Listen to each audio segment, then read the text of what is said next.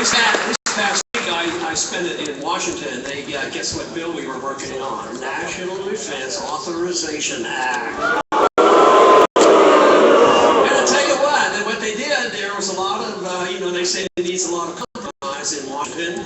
Unfortunately, they had a lot of compromise in Washington this week, and they didn't do the right things. They actually made the bill worse. Where some of this arrested by the military was recommended, or it should be, now they must do it on some of these arrests. And we had the up and down vote on the amendment to strike that provision where the U.S. military is permitted and encouraged to arrest American citizens, not give it a trial, and held indefinitely. And we couldn't even win that vote. We had about 180 vote with us on that, so it is, there's a growing number. But there was one vote that had to do with ending the war. I assume there's plenty of people here who would like to see us end a few wars and get our troops out.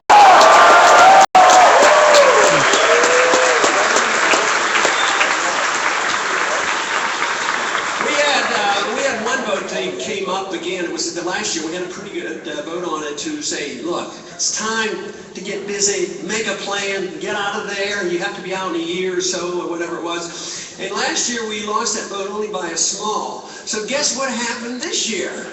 They wouldn't allow us to bring it up because they knew we could win this vote. There was a great coalition of conservative Republicans and Democrats that came together on this issue that it was time to come in. So a lot of people say, well, Ron Paul, what are you doing? You don't seem to want to compromise. Well, I'll tell you what.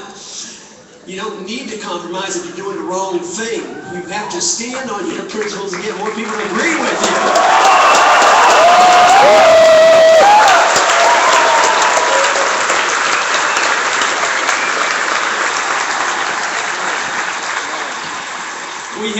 We had another compromise this week. It's called the Export-Import Bank. And I think it was $390 billion. I can't believe it was that big. So it was a big article in the Washington papers today saying, maybe there's a new time coming. They're working together now, Republicans and Democrats, both endorse corporate welfare. So this isn't what needs to be done. We need to have people come together, and I've argued the case that we do come together in the defense of liberty, and bring people together, whether liberals or conservatives or modest Republicans, come together and do the right thing. Why don't we just come together and also obey the Constitution? That would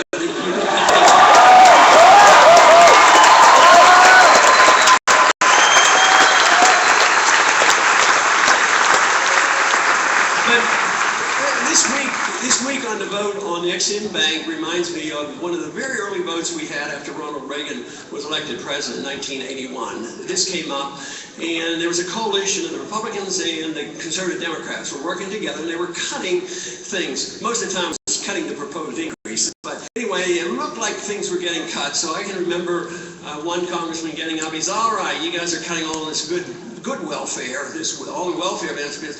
What we need to do is cut some corporate welfare. So he proposed that we cut, a large percentage of the Export-Import Bank, and it passed by over 100 votes. And I thought, wow, maybe we're on to something here. Maybe there will be a real difference in the 80s, and yet there were a lot of talk afterwards, and people who really were concerned about it got together, and they said, we can reverse this. We're going to reverse this vote. And the next day they had it. 100 people changed their votes and changed it and put the money back in. And I recall, this is so typical of what happens in Washington. The Washington Post was interviewing one member. He said, well, you voted, to cut it yesterday. Today you voted to put it back in. He says, does that mean your vote is up for sale? And the congressman, with a straight face, says, no, but it's up for rent. That's why we need people of principle that will stand, and that's why I was, of course, very biased. I was glad to see my son win. And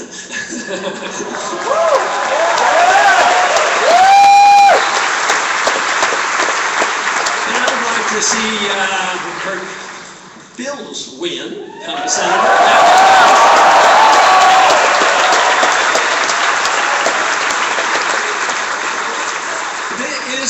take something like that, the one remark I made, being back, having been on the campaign trail for so long, I said, being in D.C., this is depressing.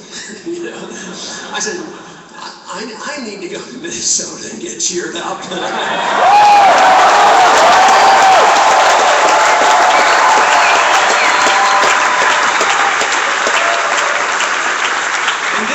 This is where I have hope. Visiting with groups like you and visiting the college campuses, you've heard me say many times, there is a revolution in ideas going on. And it isn't a narrow revolution. It isn't just sort of a conservative group of the Republican Party. It's much, much bigger than this. I am convinced that, we have a good support in the Republican Party for this liberty idea, the liberty ideas. But I'm also convinced from traveling around the country, from the people I talk to, going through airports, that I am convinced for every vote we get in the Republican primaries, there's at least 2 out there that are independent or even Democrats who will look at these serious principles of limited government, personal liberty, less war, and doing something with the Federal Reserve System.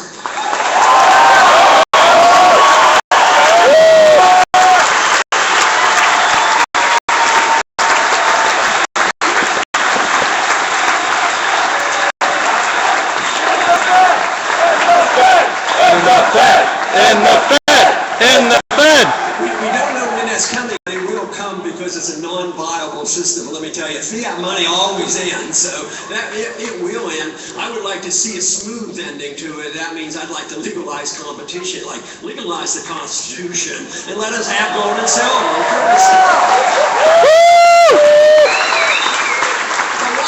Why that issue's been so important to me is not only it fascinates me about monetary policy, but it's also related to our personal liberties. It relates to the Constitution. It relates to personal liberty.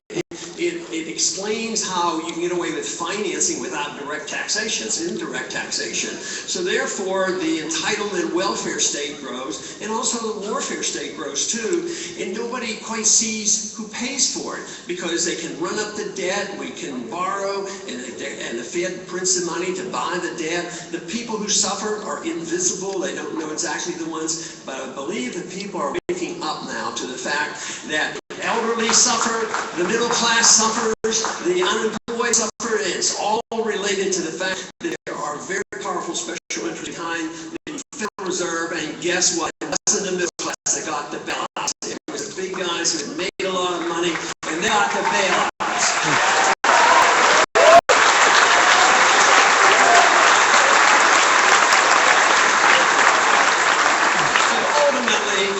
The real reason is that when government grows, your liberties are diminished. Whether it's diminished through what they put in the National Defense Appropriation Act, Authorization Act, whether it's the Patriot Act, or whatever they're doing to do these good things for you, none of it can be financed without the shenanigans through the Federal Reserve System. So as government gets bigger, your liberties are diminished.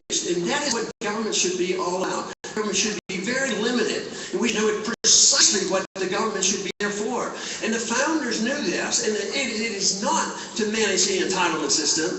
It is not meant to police the world. It was there to protect our liberties against any encroachment.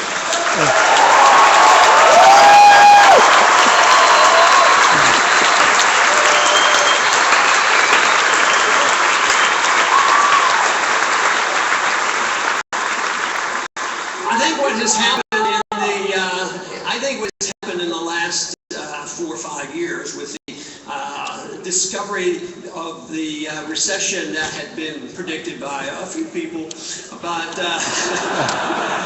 it was an eye-opener for a lot of people. Yeah, the debt is too bad, the recession is very bad, it's probably a lot worse than the government is admitting. The unemployment rate is much bigger than ever, but now people are starting to say there's something deeply flawed with the system, and if you're not on the take, the people are sick and tired of it. And I am delighted delighted that there are so many, and especially a whole generation that are talking about this. And for this reason, I remain an optimist on this, precariously so, because I have to go to Washington every once in a while, and I have to listen to that. But governments reflect with the people. It might surprise you, but most members of Congress don't have deeply held beliefs. Can you imagine Minnesota. that? No, they aren't, but their ideas are more or less to how you stay in office. Well, it's up to us to say how you stay in office is you do this, A, B, and C, and you obey the Constitution, and then they'll pay more attention. If not, then you replace them.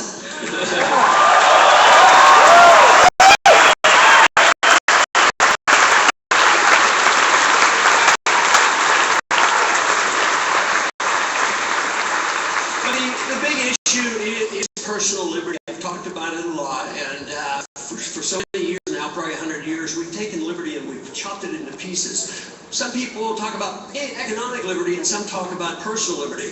Why isn't it one and the same? It's the same thing. If you have a right to your life and a right to your values, your right to your church, your right to read your own books, you should have a right to your own body, which you put in